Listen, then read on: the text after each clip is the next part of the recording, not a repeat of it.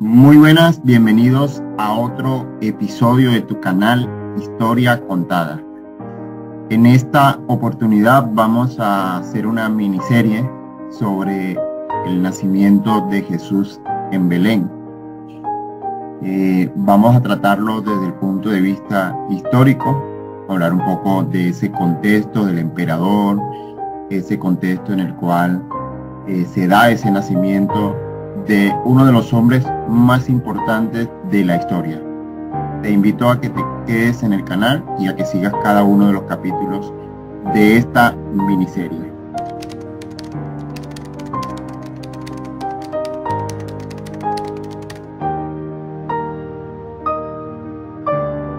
Muy bien, comenzamos haciendo referencia a un censo que se hizo en aquel tiempo. Era el censo del emperador Augusto, y nos lo relata el Evangelio de San Lucas. Dice el texto que en aquellos días salió un decreto del emperador Augusto ordenando hacer un censo del mundo entero.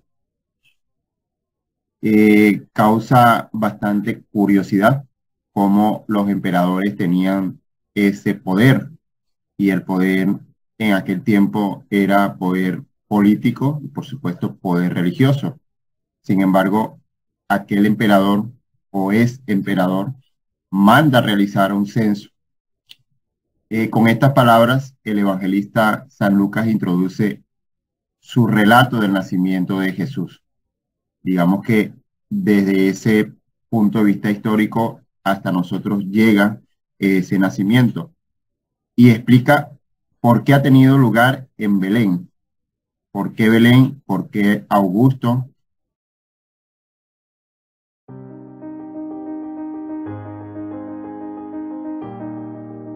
Muy buenas, bienvenidos a otro episodio de tu canal Historia Contada. En esta oportunidad vamos a hacer una miniserie sobre el nacimiento de Jesús en Belén. Vamos a tratarlo desde el punto de vista histórico, hablar un poco de ese contexto del emperador, ese contexto en el cual se da ese nacimiento de uno de los hombres más importantes de la historia. Te invito a que te quedes en el canal y a que sigas cada uno de los capítulos de esta miniserie.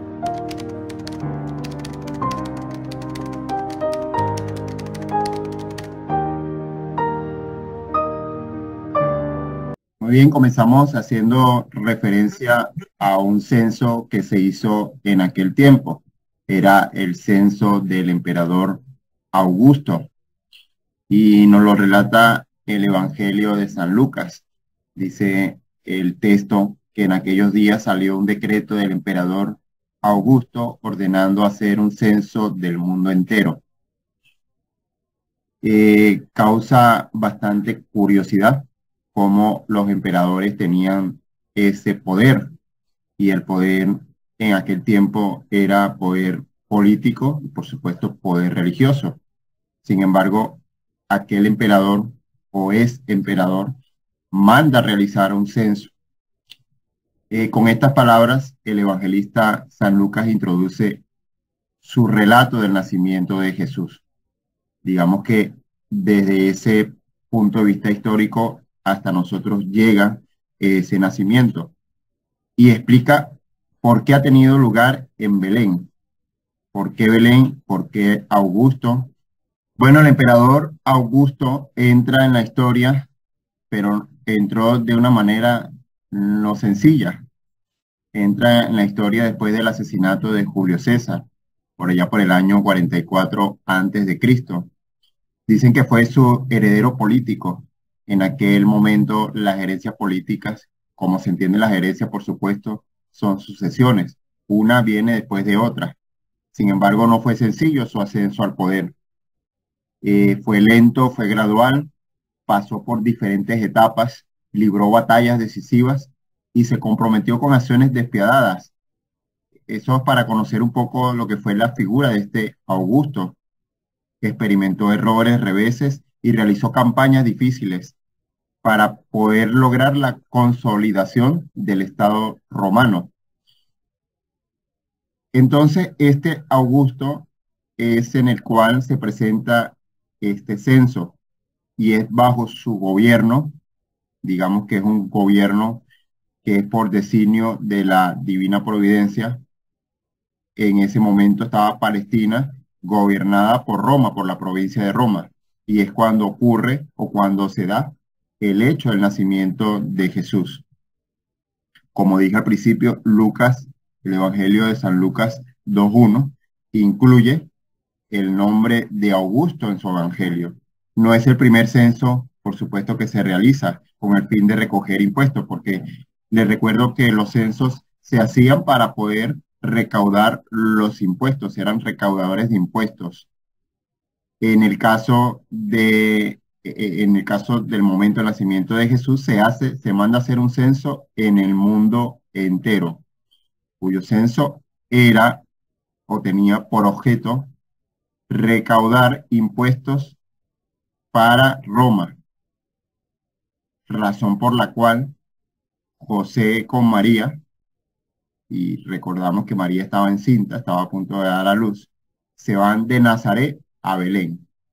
Por lo tanto, el nacimiento de Jesús en la ciudad de Belén se coloca en el marco de una gran historia universal, una historia donde se va desarrollando diferentes etapas, diferentes cosas, unas van seguidas de otras, y pues nos hacen ver, nos hacen indicar que la historia es importante y es importante también conocer el contexto en el cual se dan las cosas. Aunque el emperador, por supuesto, nada sabe de esto, ni siquiera conoce esa gente sencilla, así como nosotros hoy, pues, mucha gente de poder o gente que están en otras posiciones, pues no sabe de la existencia de gente sencilla. Y así le pasaba al emperador. No, o sea, no tenía conocimiento de esta gente sencilla que por causa suya estaban en un viaje muy difícil y en un momento muy difícil. Y así, aparentemente, por casualidad, el niño Jesús nacerá en el lugar de la promesa. Luego, en este primer momento de la miniserie, vemos cómo se da esta promesa en un contexto histórico. Por eso para Lucas es importante el contexto histórico universal, el contexto en el cual se van dando cada una de las cosas. Primero, digamos que es la primera vez que se empadrona el mundo entero, la primera vez que ocurre ese fenómeno. No había ocurrido durante otros momentos, ocurrió en ese instante. Por primera vez hay un gobierno y un reino que abarca el orbe entero. Por primera vez por primera vez hay una área pacificada donde se registran bienes de todos y donde se ponen al servicio de la comunidad. Y solo en este momento es en el que se da la comunión de derechos y bienes de gran escala. Primera vez hay una lengua universal que permite la comunidad cultural y esa comunidad permite entenderse unos a otros, incluso en la manera de pensar y de actuar. Entra en el mundo el mensaje universal de la salvación y es lo que se llama la plenitud de los tiempos.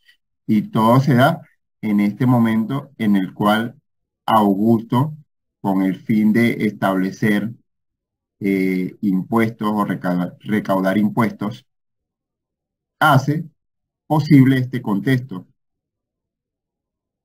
María y José van a empadronarse y se ponen en marcha de Nazaret a Belén, unos 150 kilómetros aproximadamente.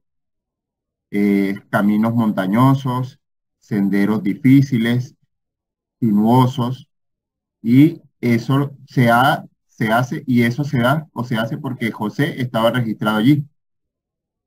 Y el censo era donde estaba registrada la persona y no donde vivía.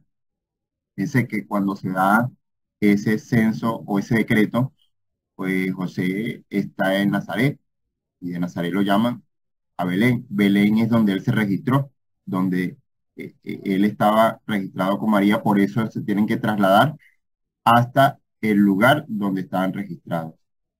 Esta mención del emperador no tenía otro valor que brindar aporte para lograr la historicidad del nacimiento de Jesús.